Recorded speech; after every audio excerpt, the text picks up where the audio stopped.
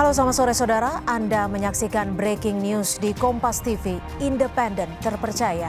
Bersama saya Cynthia Rompas, hanya di Kompas TV. Saudara, Putri Sambo dan Richard Eliezer hari ini menghadapi sidang pembelaan di kasus pembunuhan berencana Yosua. Sidang hingga saat ini masih berlangsung dengan agenda pembacaan pledoi atau nota pembelaan dari kuasa hukum Putri Chandrawati. Kita akan simak kembali dan bergabung dengan Pengadilan Negeri Jakarta Selatan.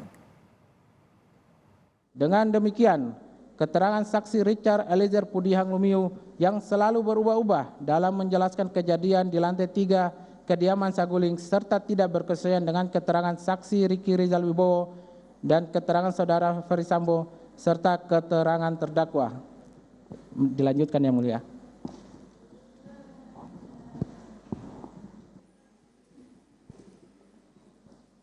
Mohon izin dilanjutkan yang mulia. Penuntut umum menyatakan bahwa saudara Ferdy Sambo menggunakan sarung tangan hitam sejak di lantai 3 kediaman Saguling hanya didasarkan pada satu keterangan saksi Richard Eliezer Pudihang Lumiu. Vide surat tuntutan halaman 48 angka 56. Ironis, penuntut umum hanya menggunakan satu keterangan saksi, yaitu keterangan saksi Richard Eliezer Pudihang Lumiu. Terlebih keterangan tersebut bertolak belakang dengan keterangan saksi lainnya dan rekaman CCTV. Penuntut umum menyebutkan saudara Ferdy Sambo menggunakan sarung tangan hitam sejak berada di kediaman Saguling sebagai suatu bentuk persiapan dalam perencanaan. Asumsi penuntut umum tersebut terbantahkan melalui pembuktian di persidangan sebagaimana yang kita saksikan bersama pada saat pemutaran CCTV oleh ahli digital forensik Heri Prianto di bawah sumpah pada tanggal 20 Desember 2022. Membantahkan tuduhan penuntut umum terhadap saudara Ferdy Sambo menggunakan sarung tangan sejak di rumah Saguling adalah asumsi semata. Sangat disayangkan, penuntut umum justru hanya mempercayai satu keterangan saksi yang berdiri sendiri dan menutup mata terhadap fakta persidangan yang sebenarnya. Padahal, keterangan saksi Richard Eliezer Pudihang Lumiu secara jelas terbantahkan dengan rekaman CCTV yang disaksikan bersama oleh majelis hakim, penuntut umum, dan tim penasihat hukum yang menunjukkan bahwa saudara Ferdy Sambo tidak memakai sarung tangan hitam sebagaimana yang dituduhkan penuntut umum.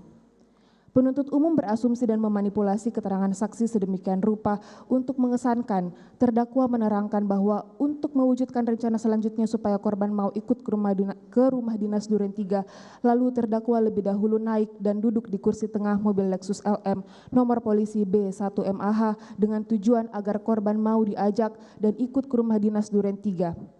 Pada pokoknya, penuntut umum membangun tuduhan bahwa kepergian terdakwa ke Duren 346 untuk isolasi adalah siasat untuk menggiring korban ke rumah Duren 346.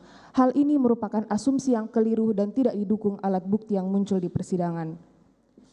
Menanggapi asumsi penuntut umum tersebut, perlu ditegaskan bahwa sejak pandemi COVID-19 terjadi di Indonesia pada awal tahun 2020, kebiasaan isolasi mandiri merupakan salah satu kegiatan antisipasi yang dilakukan di keluarga terdakwa.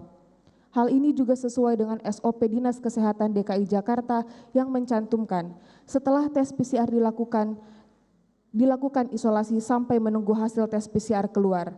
Vide B27 daftar bukti. Hal ini berkesesuaian dengan keterangan saksi Dirianto alias Kodir, saksi Daden Miftahul Haq, saksi Riki Rizal Wibowo di bawah sumpah di muka persidangan yang menyatakan dianggap telah dibacakan.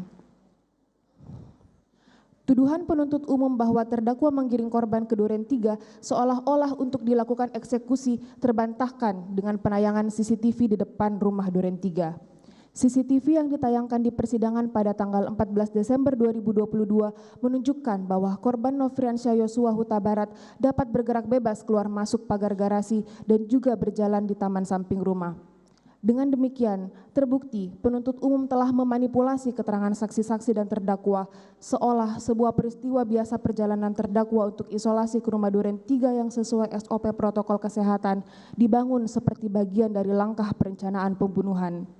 Tuduhan penuntut umum tersebut bertentangan dengan sejumlah keterangan saksi, tidak bersesuaian dengan bukti CCTV, dan tidak logis. Penuntut umum berasumsi saat menyimpulkan perbuatan saksi Kuat Ma'ruf menutup pintu kediaman Duren 346 merupakan bagian dari perencanaan. pada fakta yang terungkap di muka persidangan bahwa terdakwa tidak pernah mengetahui kejadian saksi Kuat Ma'ruf.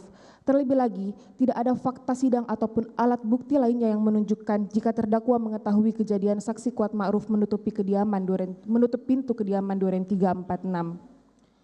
Penuntut umum kembali berasumsi saat